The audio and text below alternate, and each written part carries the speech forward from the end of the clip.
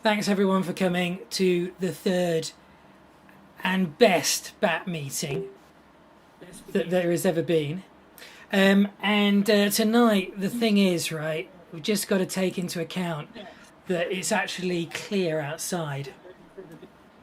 Oh, so I can hear myself. Someone's feeding back. It's clear outside, so let's not make it a big long one, eh? Let's try. I need to get out there and shoot M27. All right. So on the agenda today,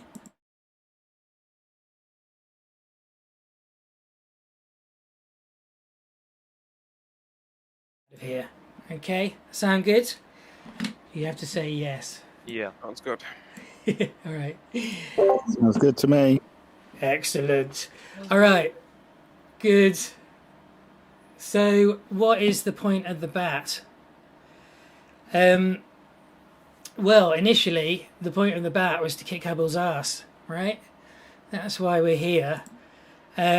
This is a shot of the Eagle Nebula taken with a Teleview NP127. According to the chap who took this shot, they were shooting with full width half maximum of their stars of about 1.9 and a bit arc seconds, right? And I know that some of us have been shooting at similar full width half maximums, and we should be able to get something similar than that. Now, I actually want us to kick Hubble's arse, but have a look at this. That's Hubble, right? And that is the tippy top of the pillars, and that's the kind of resolution Hubble is shooting. So it's like, how the hell can we possibly hope to get anywhere close to that? Well, I admit it is going to be a little bit tricky, to say the least. But, you know, this is the aim of the bat. And I just want to show you something, because last night I took this shot of Jupiter, right? And the seeing wasn't that brilliant.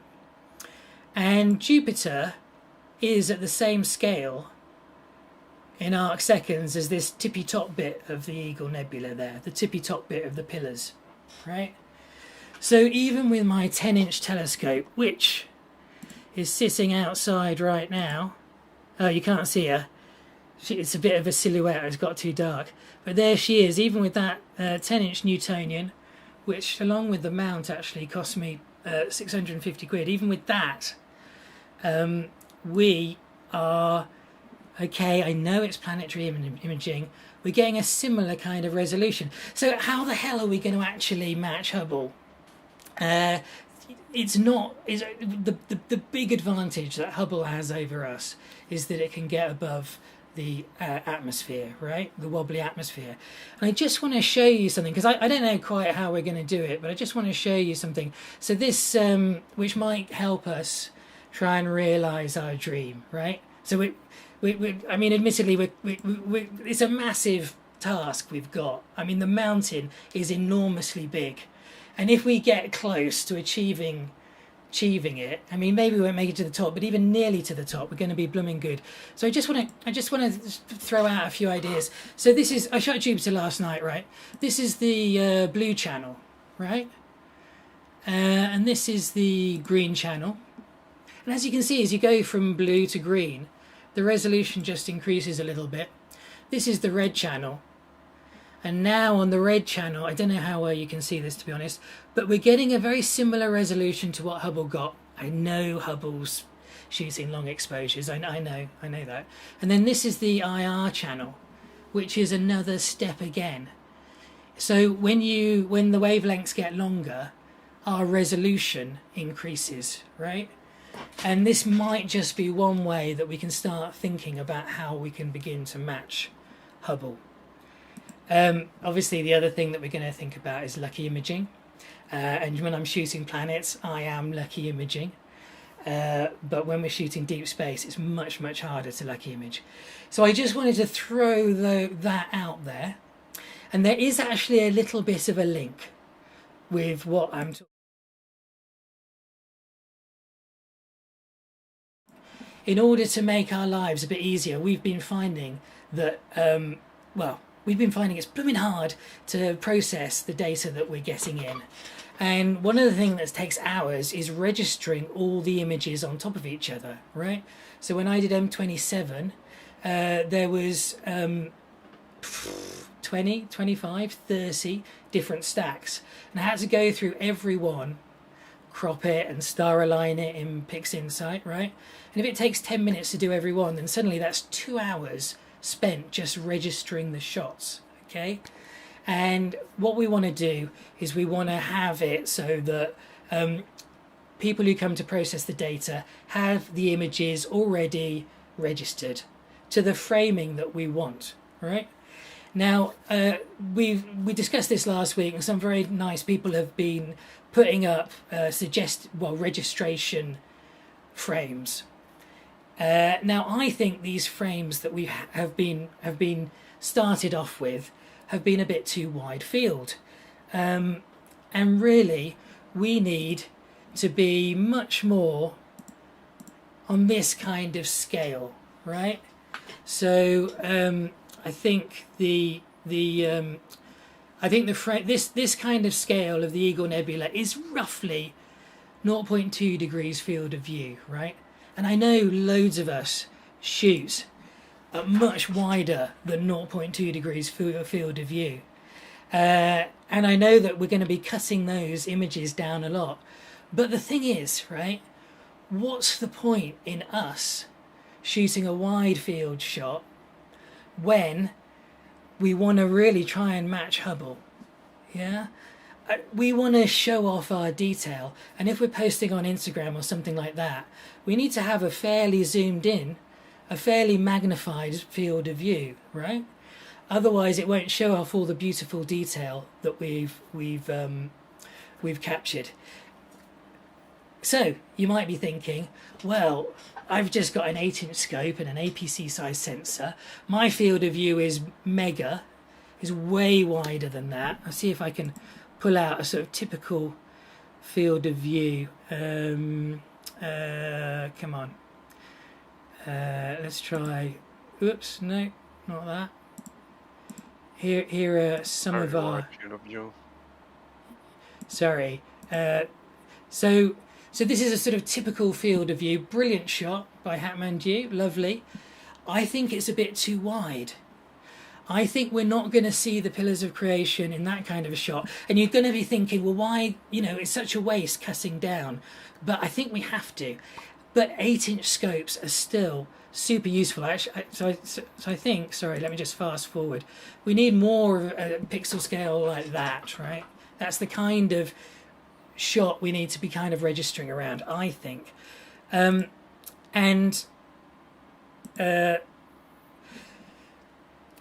you might think, well, 8-inch scopes aren't worth it then, because it's just too wide a field of view. Well, actually, 8-inch scopes seem to be, if you look at our registry of scopes, and this is amazing, just as sharp as the much fatter scopes. Big scopes with big mirrors.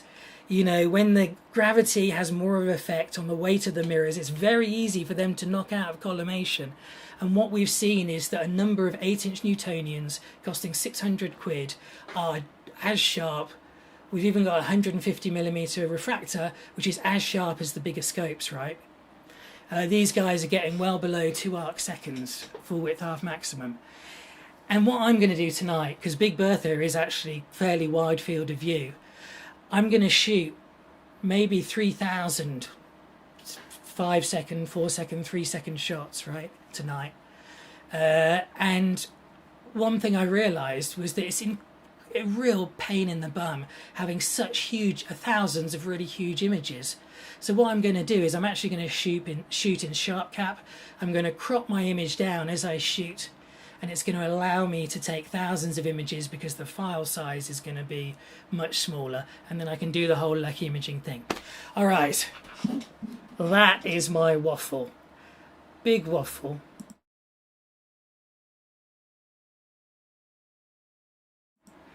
I'm just going to open it out. Oh, on the screen now, below, we've got the bat text. So just above this channel is bat text. So if we're talking about stuff, I imagine it's quite boring sometimes. people can chat on the back text about stuff, and please just go ahead and chat. And it's just appearing down below now. You see I'm getting OBS sorted, and here you all are on the left. So next thing I'm going to do is open it out to bat mods.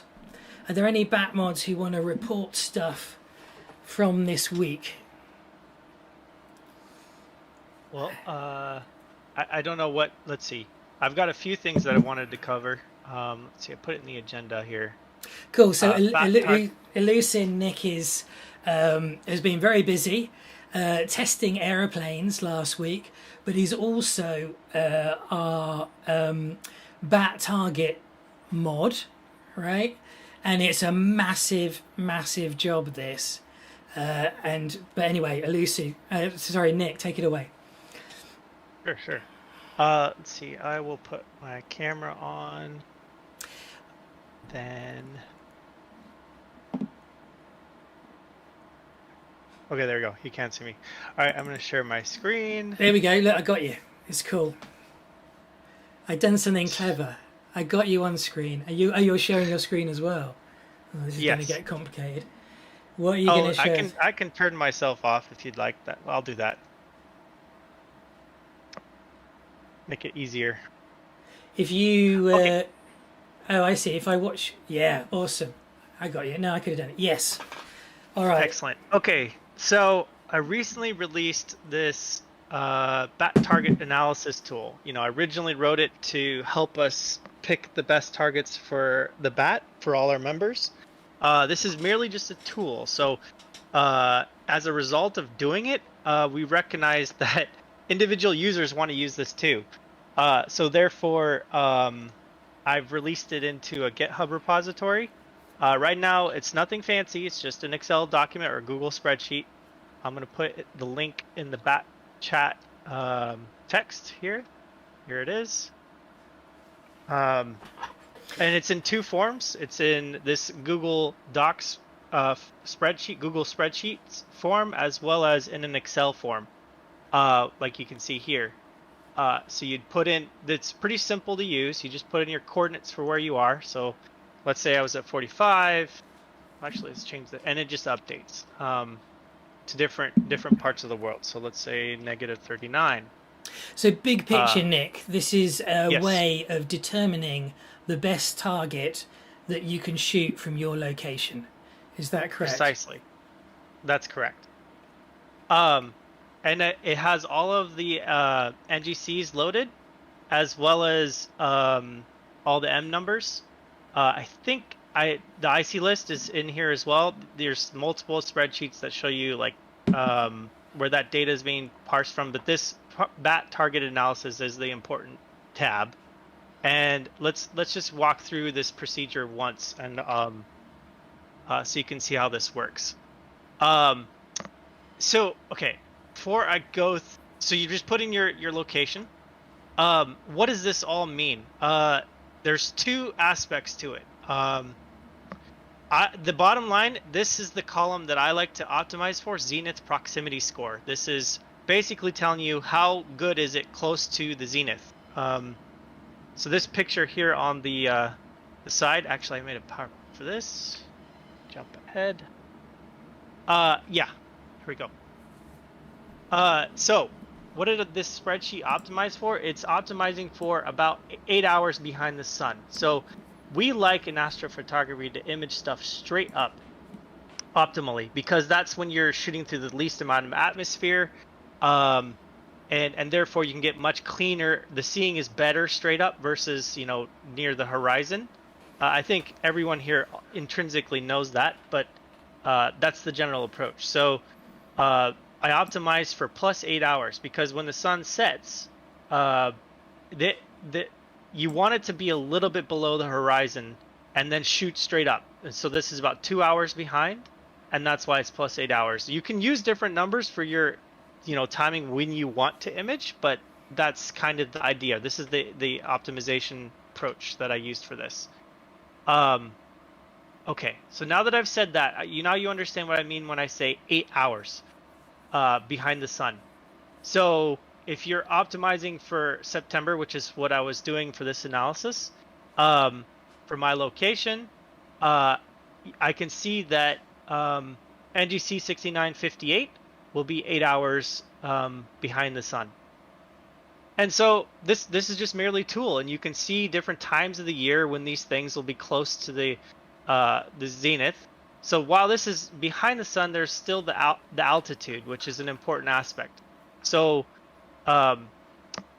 this number here in this column is how far away it is from zenith. So actually, this is quite bad. I want it to be as close to 0 as possible. So like, and there's different ways to sort this. I think that's kind of the example I wanted to run through. Let's just pick one. M27, for example. Right here, dumbbell. It's 8 hours behind the sun right now in September, and you can see it has a pretty good score for the zenith proximity score. So this column just combines all this time of the year stuff along with this column here. So red is bad, green is good. And then this column here just does all the thinking for you. So you just want the most green in that column. So that's how you use the tool. You just put in your coordinates, and then you look here, and you could look through all this stuff. There'll be more features to it later. Awesome. Thanks, Nick. And do we want to just mention as well your the tool that you figured out for working out where people were? So here, I don't know if people can see that. Or have you got? Yeah. Are people seeing what are people seeing a sort of white map of the world? Is that right? Yes. Am I showing it? Yep. Okay. So last week, I think it was, Nick asked folks to give us a rough idea about where they were, and I don't know, Nick. Sorry, are you about to talk about this anyway, or should I just carry on? Yeah, you're doing great. Keep going if you'd like. All right, so Nick, if you're able to, it's very useful for us to know where you are, so that basically we can pick targets that are above most people's heads, as vertically above as possible when they pass through the meridian, right? Nick's doing it better than me. Let me go back to. Come on. Oh, I was doing so well. There we go. So look, here's people in Europe, how we're spread out. I'm in London, 51 degrees. People further south, I think in America, it's like 51 degrees and south. That tends to be where most of us are. We have a couple in Australia. We used to have a guy in, I'm guessing a lot of people haven't filled out this form actually. So maybe, Nick, if you can put a link to it. We don't need to know your exact location. Just put it into the nearest decimal, your longitude and latitude, and it's very easy to do. And that will only let us know to the nearest, like 50 miles where you are, right? Obviously, if you're not comfortable. It's 100 square kilometers. Yeah. Okay. So that's really useful. All right. Any more, Nick? Yeah. What was the other topic list? I'm going through the agenda. There's one other thing. So yeah, well, I need to paste the link to the BAT survey again. BAT target cutoff dates. Oh yes, that's what I would like to discuss. Pull that up. Here's that. Can you see? Yep. So this is very much work in progress, like most of the things I'm working on. But and feel free to disagree or change. It's just a proposal. These are what we have for the BAT targets right now. I'd propose, and this little thing here shows it, we do cutoffs, 2 cutoffs, one for the initial cutoff and then a second cutoff, meaning we'll collect the data and our post-processors could start working it. The timing I'm proposing is 45 days for our normal targets, which can be long or lucky, and then the 180 days for the variable. For each cutoff, so I get to a full year for the variable, but I'd leave that to the other BAT mods who want to discuss that. Just an idea. Awesome. Yeah, very good. I'm great. So we'll update the BAT targets, I guess, and get those get it in the BAT target channel.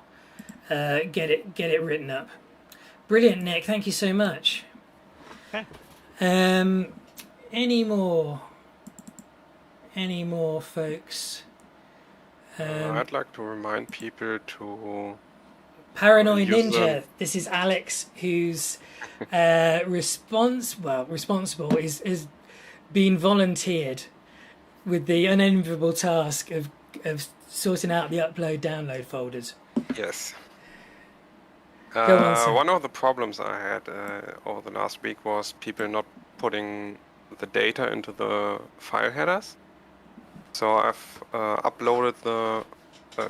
I've updated the upload instructions. You can find them in the bad upload folder. And there's, well, it's an instruction on how to name your files. Awesome. Amongst other things, and I'd like to remind people to do that, because I've spent quite a bit of time renaming files, and that's a lot of unnecessary work.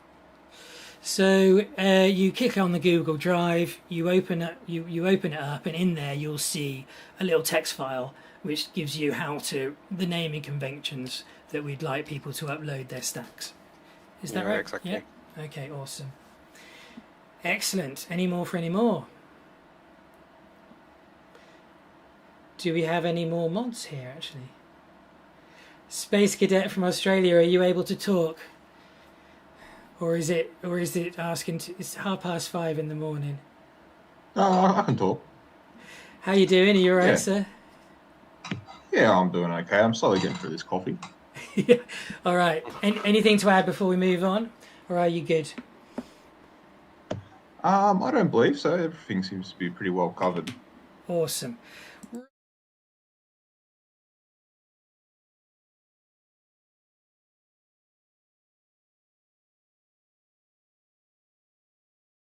In the bat. So, I mean, one of the obvious things to do is here. I'm just going to put on the background some images that people have taken that are coming through. I think your standard nerd did this one. Oh, this is interesting. So I think it was Crazy. Am I right? Are you here? I wonder if you're here. Crazy something. I just can't remember his exact name.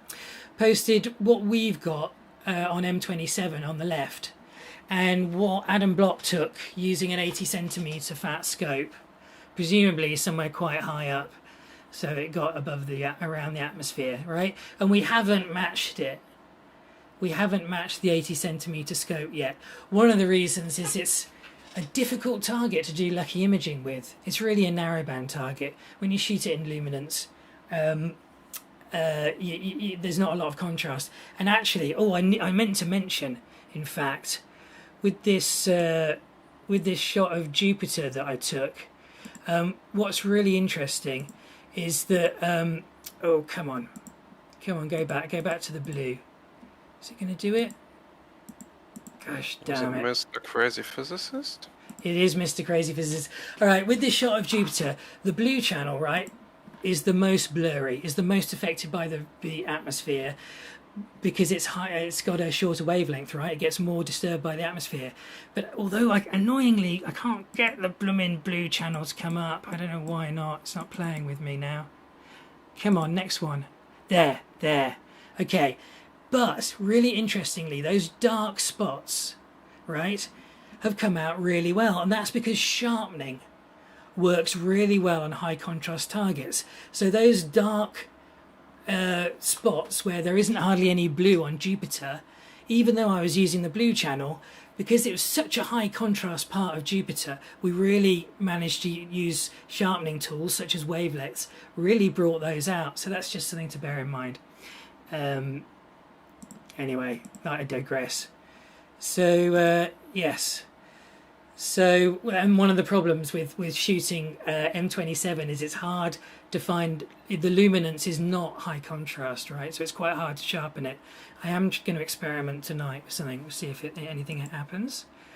Here is some, we're getting some really nice data in. This is NGC 7331. A couple of people have submitted data and their stacks. Eagle Nebula as well. We've got some nice stuff. Hatmandu, as I mentioned. This is Mr. Crazy Physicist. It's looking really good on M27. This I think was your standard nerd. Again, really nice. So obviously we're getting nice data in. The problem that we've got really, essentially the bottleneck is in our sorting out the data and processing the data.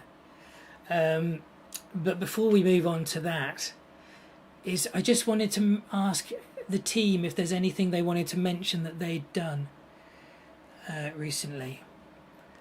Now is a good time to mention it. So I think people were looking at ways of removing location data from FITS images. I know Maria was looking at how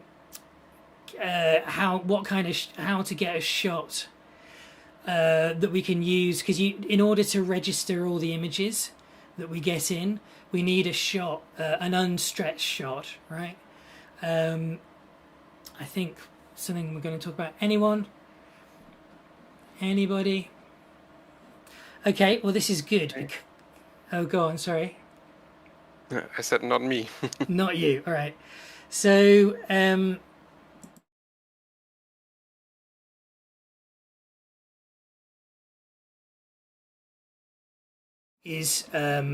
make sure that every target has got a shot to register to, right? And those people who are good enough, we discussed this last week, when they upload their stack, before they upload their stack, they can download the registration shot and register their stack to that shot. And we need a folder which has registered stacks in it. That way, anyone who comes along to process the target can go straight to the registered stacks folder, download all the stacks, and they've got the data just waiting to process, right? And they don't have to spend 2 hours. We don't have to have everyone who works on the data spending 2 hours registering all the subs, okay? And those people who aren't able to register the stacks that they upload, we're going to need someone to help do that. Maybe someone who takes on the processing. Maybe they can register, because they're going to need to do it anyway, register any stacks that haven't been registered and drop them into the folder of registered stacks. Now I'm thinking that in order for that to happen, we need more people to help out, essentially. And I'm going to propose that people who are good at processing, I'm going to propose that we give them access to the full Google folder so they can edit and delete and tweak. Furthermore, I'm going to propose that individuals maybe take responsibility for one particular target. So I'd really appreciate some help on this. So if you'd like to help on this, if there's a target you're shooting and you're going to be processing it anyway, and you want to be responsible for that target, please message me. Alrighty, we got through that. And this is good because look how dark, you can't hardly see anything. That's the view outside my window. Anyway, it's dark and Big Bertha's waiting, so I'm not sad at all, as it happens, that we don't have more discussion. Just a quick note, Rory.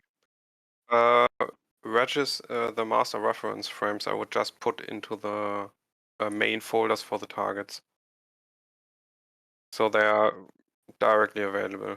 You don't have to go into any subfolders there. Yeah, exactly.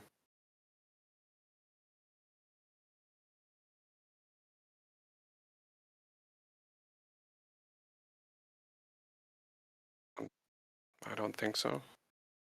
Not right now, at least.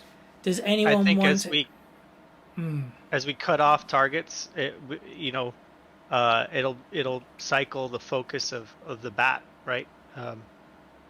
Yes. Hopefully. Yes. So maybe if you've got your mic turned off and you personally would like another target, please say yes. And Analco says yes, I think. Anyone else? Because there are a lot of target who can be shot in LI, so yes. Michael D says yes. So a couple of people think we want more targets. Okay, so maybe Cosmic Screen says no, we don't want to spread ourselves too thin. Yeah, I would And someone agree else with that. agrees with that. All right, so we don't have an avalanche of people wanting more. Okay, good. All right, last thing.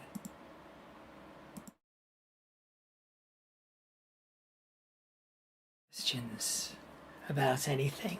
This is where I'm sure people do have questions, but because I've been rabbiting on so long, they've maybe gone into some kind of coma sort of state, and I've lost the ability to speak, which is completely understandable. But if anyone has the ability to speak...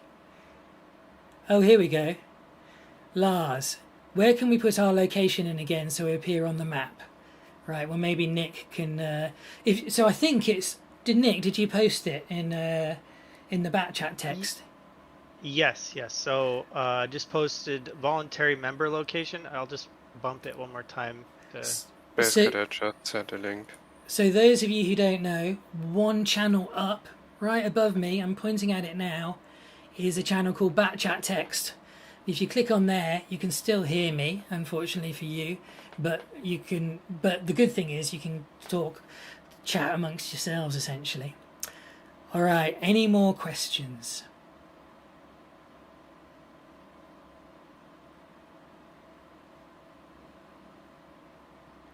Can we get a copy of the target spreadsheet? Yeah, I'm sure we can. Elucin will do that, I think. Yeah, it's right on that GitHub link. Awesome. Oh, while we're waiting for more questions, also, I'd really like to find someone. Yeah, Michael, I do need to go out and shoot. We're nearly there. It's very exciting. Also, I do need someone who's really keen to do something that I would appreciate so much, and that is write down kind of like headings, minutes, for me to put underneath the YouTube. This is going live on YouTube, right? Underneath it, I want to make chapters that show what it is we've discussed. I think that'll be really useful for people, so they can just... And I just don't have time to go and sort of do it because there's just so many things going on right now. So if anyone's super keen and kind of likes in some weird way doing that kind of thing, then please get in touch with me. Alrighty, everyone. Space Cadet said he was going to try taking notes. Space Cadet. Dude, that would be amazing. You did write brilliant meetings on the first note and the first meeting, and the meeting where, you know, obviously it's 5 a.m. in the morning, so we don't really expect you to see you here, but the one meeting that you've missed was the one where the audio cocked up. So awesome, well done, mate. So what if you can get those to me, that would be brilliant. So he's written some notes and I'll type up time codes. Alrighty, I'm going to stop streaming. Last chance to say anything. I've got a telescope waiting for me. Okay, bye everyone. Bye. Bye. See you next Bye-bye. time. Bye. See you. Bye. Guys, have good days.